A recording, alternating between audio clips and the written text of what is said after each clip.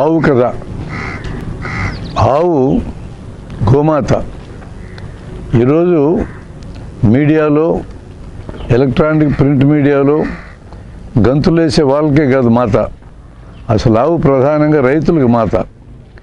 గోమాత ఎద్దులను ఇస్తుంది, ఎద్దులతో వ్యవసాయం చేస్తాం. ఆవు పాలు ఇస్తుంది, ఆవు పేడ ఇస్తుంది, మూత్రం ఇస్తుంది. కాబట్టి ఆవుల్ని తల్లిదండ్రుల కంటే మించి చూసుకునే వాళ్ళం రైతులమే. ఈ ఈ ఈ రకంగా పెద్ద పెద్దగా ఆవు గురించి మాట్లాడే గో సంరక్షకులు కాదు నిజంగా ఆవు ప్రేమికులు. ఆవుల్ని ఎట్టి పరిస్థితుల్లోనూ కటికవాడికి కషాయవాడికి ఇవ్వాలనే కోరిక మాకు ఎవరికి ఉండదు.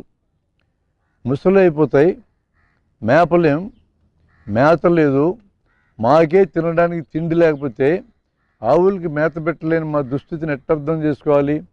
ఆ పరిస్థితుల్లోనే మేము వాటిని అమ్ముకునే దారుణమైనది జరుగుతూ ఉంది. మరొకటి కూడా ఏమంటే, అవి వ్యవసాయం చేయగలిగే, వ్యవసాయానికి కావాల్సిన ఎద్దులను ఇవ్వగలిగినంతకాలం వాటిని పోషించినాం. ఇంకా అవి ముసలైపోయినాయి. తక్షణమే మాకు ఏదన్నా అవసరానికి డబ్బు కావాలంటే వీటిని అమ్ముకోవడం ద్వారా తప్ప మాకు వేరే మార్గం లేదు. ఇలాంటి పరిస్థితుల్లో రైతులను పెట్టినటువంటి మీరెవరు విచారించకపోగా వాటన్నిటినీ మేము పోషించాలంటున్నారు. మేము ఒక సూచన చెప్తాము.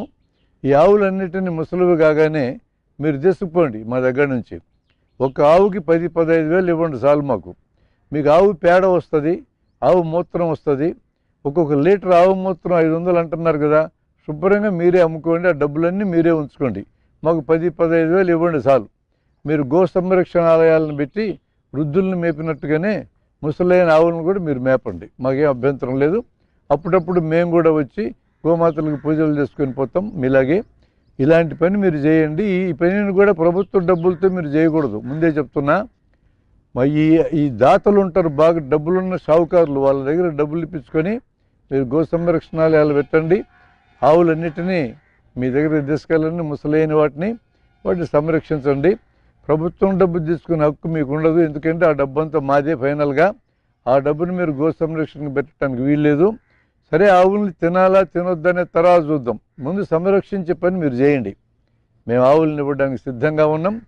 ఒక ఆవుకి 10-15 వేల కంటే ఎక్కువ మేమేం కోరుకోం. దయచేసి ఏర్పాటు చేయమని గో సంరక్షకులందరికీ మేము మనవి చేసుకుంటా ఉన్నాం.